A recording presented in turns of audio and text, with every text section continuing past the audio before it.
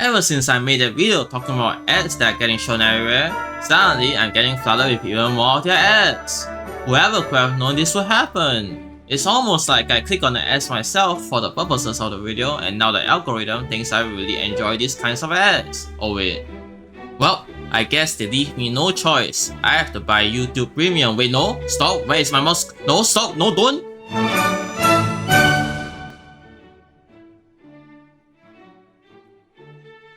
So straight off the bat at the beginning of the game, we get a little glimpse, a little hint on what kind of game this might be and who it's advertising to. In case you haven't realized, I'll say it now. Content warning, this game is a bit risque. I'm going to be checking out some of the other games today, starting with this one. Strike the Blood Daybreak. Yes, that is in fact the name of the game. I know, it's a bit long. I'm pretty sure this one's based off an anime as well, though I never really watch it. Anyways, as I get into the first bit of combat in this game, I can see that the gameplay is quite similar to an auto battler, where your team automatically attacks and uses its skills, and you can interfere by building up energy and using special abilities to deal damage and other effects. There's also things like elemental bonuses and team synergies. Roommate bond. Right, they are roommates. You can also level up your characters and rank up them to improve their stats. And of course, to get more characters, naturally you gotta have gacha in the game. Yeah, sweet gambling mechanics in my video games. I just love to see it everywhere. And if there's gacha, naturally microtransactions aren't that far behind. Will you look at that? What a great deal! For a low price of 5 cents, of course I gotta buy it. And yes, of course you can't forget the 7-day login bonus to get you coming back for more. Well, I gotta say at least though that the art is pretty good. So, getting more microtransaction ads, okay, I just gotta love that 180,000% value on my deals. Some other great value deals as well. Okay, can I get back to the game now? Okay, never mind, one more, oh my. Yeah, I'll say that the art is pretty good. I just really prefer the art style and the way the artists drew it. Nothing else in particular. Anyways, last video I already talked about how cash grabby and predatory these games are, so I'm just gonna do a quick scroll through all the other paid stuff real quick and see how many great deals there are. There's a daily return pack, newcomer packs, more daily packs, top up bonus pack, another gacha by using premium points, a skin shop with premium skins, monthly passes, a battle pass, a daily pass with big value, and a ticket for selecting skins. There's also an infinite gacha where you can keep rerolling until you get 3 SSRs that you want. But oops, if you want those characters, you gotta pay for it. By the way, if you haven't noticed, most of these features have a free little gift that they give you if you go to the tab. And the game will make sure to tell you that you have pending rewards on those tabs, ensuring you click on them and get exposed to their microtransactions. Oh hey, spoiler alert, I'll be playing this game next. I won't delve into how predatory these systems are, so instead, let's go do some gacha! Yeah, this game is definitely appealing to a certain type of audience. I swear the next game coming out will be less degenerate. No promises. Okay, that's enough gambling. Back to the video game. This guy right here is the main protagonist by the way, and naturally, there's premium skins for him as well. Everything in this game is covered in microtransactions, nowhere is safe. Oh yeah, I missed this part. There's also a super expensive premium gacha for ultra rare characters, just throwing that out there. Diving back to the gameplay itself is actually quite fun. The gameplay at first glance might seem a bit simple, but there's actually many intricate features and special skills to take note of. There's a strategic element of planning your team compositions, your elemental and team bonuses, keeping track of what each character's skills does, etc. It's the bread and butter of team building RPGs. If a game can satisfy this simple gameplay loop, the game can be fun. Of course, most of what I'm saying mostly comes in along the mid to end game. In the early game such as right now, I'm just steamrolling everything with my SSRs that I got from the gacha. Of course, naturally SSRs are better in terms of everything compared to lower rarity characters. I mean, it's a gacha game, they have to be better, otherwise no one will go for them. This is where I emphasize that yes, this is a pay to win game, I'm not denying that, but then again, it's pay to win in the single player game, so... Although there are some multiplayer aspects like an arena, guilds or leaderboards, but come on, what kind of experience are you really looking for if you click on a game like this? By the way, I feel like I have to interject again to mention that no, I'm not being sponsored to promote any of these games. Speaking of which, please like and subscribe, that will help greatly, thanks. Wait, what's this? A lucky bag you can buy to enter a lottery or sorts that can only have a few winners? Oh, there's a fishing minigame in this game. Well, that just automatically gets a +1 in my ratings. And of course, there's a dating minigame. Jesus. Truly advertising to all the gooners out there. Behold, I have surmised the ultimate team composition. Girl with Spear, girl with Spear, and most importantly, girl with Spear. Now, I'm not trying to say that these two look the same, but before I end this segment, I would just like to say that clearly, these two guys are the best characters in the game. Anyways, overall, this game is pretty good. I rate it a 7 out of 10. On towards the next game. The next game I shall be talking about is this one, arifureta. I'm definitely pronouncing it correctly. From commonplace to world's strongest, Rebellion Soul. It's the newest game on G123's website and got released while I was recording the gameplay for Strike the Blood Daybreak. In fact, I even got advertised to it while taking a quick look at the spider game and even while browsing through other websites. So as their newest release, I'm sure this game will be fun. This is called Foreshadowing. As I enter into the game, immediately I can feel a difference between this game and all the other games I've played from G123 until now. The animation looks slightly better, the art style is a bit more defying, the music is no longer rotting my brain, there's just a certain pizzazz about the game. And then I actually get into the game and oh no.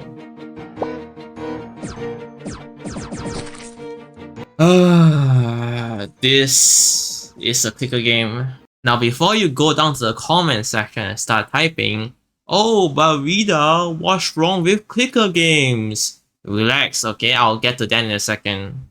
The more I progress through the early parts of the game, this sinking feeling just started developing inside me. I clicked to shoot my gun in order to kill enemies and obtain gold, which I then spent the gold on upgrading the damage of my clicks, and then I clicked some more. As I click some more, oh wait, something new. Of course, they implemented gacha. Hopefully that will let me click less. Okay, interesting gacha animation. Well, I got a dude. Sure. Anyways, this little guy here seems like he'll do damage on his own, and you can upgrade him to improve his stats. Wait a minute, this is just a standard clicker game with gacha mechanics. So I have played many different types of games before, including clickers and idlers like Adventure Capitalists and Tap Titans. So when I saw this gameplay, I can already tell that this is just a standard cookie clicker copy pasted game with some extra sprinkles scattered here and there to make it look slightly different. I played these games before! I said I played these games before! The main issue with clicker games is their repetitive, often mindless gameplay where the primary interaction is clicking to watch numbers go up, leading to a lack of substantial challenge, complex mechanics, or engaging story, which can be considered shallow and potentially addictive due to the constant pursuit of accumulating large numbers with minimal effort. The biggest problem that I find consistent with all these games is that they all play out exactly the same. You click stuff, you buy stuff that lets you click less, you wait and watch number go up, you buy more stuff, repeat. It's an endless cycle, and for someone like me who has played many idle and clicker games before, the moment I find a clicker or idle game, I already know it's gonna be the same old boring stuff again and again. But all I said so far is based on prior experience with clickers. Maybe this game will be different. Let's find out. Back to the game, the first thing I do to protect myself from getting carpal tunnel is to pull down my auto clicker. I mean, come on, I don't really want to sit here and keep clicking my mouse for the next 2 hours. Anyways, yup, gameplay seems exactly like Tap Titan so far, but I unlock characters by smashing this guy. Oh, there's a separate gacha for high rarity characters, I see. Okay, I got another dude. Well, my team now consists of a dude, a child, and a fish. Great team synergy. The progression so far definitely seems slower than the other games. It really wants you to idle and spend more time on the game to make meaningful progress. At the very least, there's an in-game auto clicker now to automate your clicks so you don't have to keep clicking. But the next unlocks at stage 25, and the further unlocks are even higher up, reaching all the way to 3000, and I'm only at stage 12 right now. I guess it's time to fast forward just a little bit. While I let that play out in the background, it's time to introduce today's sponsor, me. Hi there. If you are enjoying my video so far, please make sure to like and subscribe. I will greatly appreciate it. And if you really like my content, why not hop in on my streams? I stream on both Twitch and YouTube, and at very varying times and days. I don't have a stream schedule, it just happens. Oh, I'm fine. Okay, back to the video. Alright, I hit floor 25 and I unlocked the auto battler reward. I can idle even more in this game, I guess. Yay! Wait, what's this? You archers? Ooh, very nice looking characters. Will I just get them for free or I have to go all the way to stage 100? Oh, by the way, if you haven't noticed, this game is heavy on the microtransactions as well. I just haven't been mentioning them. Now to actually AFK all the way to stage 100. See you there. Okay, I actually unlocked an interesting mechanic after about an hour of just sitting here watching the screen. Apparently, you can capture other people by defeating them and then make them pay taxes to you. Now, I know what you're thinking. Some people might call this slavery, I call this indentured servitude. Kudos to the devs for actually making a somewhat unique feature. This minigame seems familiar. But I just can't put my finger on it. Oh, it's been 2 hours and I have hit stage 100. Also, you can only open this UR chest once per 100 stages and I'm not staying here for another 2 more hours. After all this time, I can safely say that overall, I stand by what I said. This game feels like a generic idle kicker game with nothing especially fancy or unique to stand out amongst all the other idle games. There's not really any substance going on at all, it's just look at numbers go up. But wait, this is from an anime! Also gacha and anime waifus, wow! Are you going to spend money now?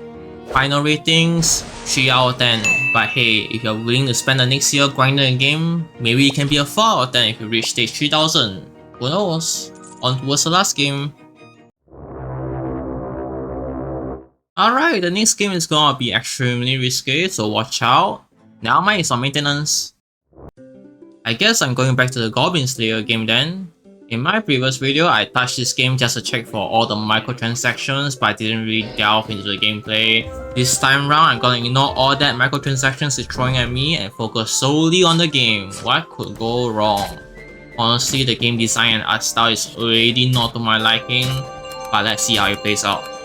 Okay, so supposedly this is a MMORPG and I guess it counts. You kill mobs, you collect gear, you upgrade your skills, kill more mobs, repeat. Except you will automatically kill mobs, so all you need to do is wait. Wait. Oh my god, this is just another idle game. Yup, I'm seeing it now. You click on things and wait and watch number go up. You click on more things and wait and watch number go up. Oh, and of course it's gacha as well, why not, right? Some games are true diamonds in the dirt. Hidden gems that may not get the recognition they deserve, but shine with creativity, passion, and solid gameplay. They might have rough edges, but beneath them lies something special that only a few players take the time to appreciate. On the other hand, some games are just absolute trash. Lazy cash grabs, broken mechanics, and uninspired design that make them a chore to play. No amount of polish can hide the fact that they were never made with real care, proving that not every game is worth digging for. In this case, it doesn't take much to see that this game just sucks. There really isn't much to say about this game. It's just a repeat of the previous game I covered, but it's MMO based instead of a clicker. I try not to mention it as well, but my god, this game has significantly more microtransactions than any of the other games by far. Overall, I give this game 3 out of 10. No, 2 out of 10. There is a lot to be desired before you can convince me to try this game again. If you saw the advertising for these games, you might be convinced to click on them and play some of them, but it isn't worth it. I know it looks tempting. In fact, I got an entire list of games which you can pre-register for and that they are about to release, which I'm looking at it now, and yeah, some of their anime-based games do intrigue me, so yes, their advertising works, they got me. But I know that once I click on it, it's probably some cash grab and clickbait game, and then I'll be very disappointed for the rest of the day. The first game I covered, Strike the Blood Daybreak, has some decent game mechanics and great art style. But in hindsight, if you ignore all the microtransactions and ads covering your screen, any game will look alright. I'm actually going to downgrade the rating now that I'm here. Here's the final scores. Hopefully this video has convinced you all to not try out these games and not support these kinds of cash grabbing monetization models. But if you are interested in any of these games I shown on the screen for some reason, then I sincerely hope that you don't pay for any microtransactions or spend any money at all in these games. The more money you give them, the more they are incentivized to continue this kind of behavior. If you can stop spending on these types of games, then maybe, I hope eventually, I can stop seeing these goddamn ads.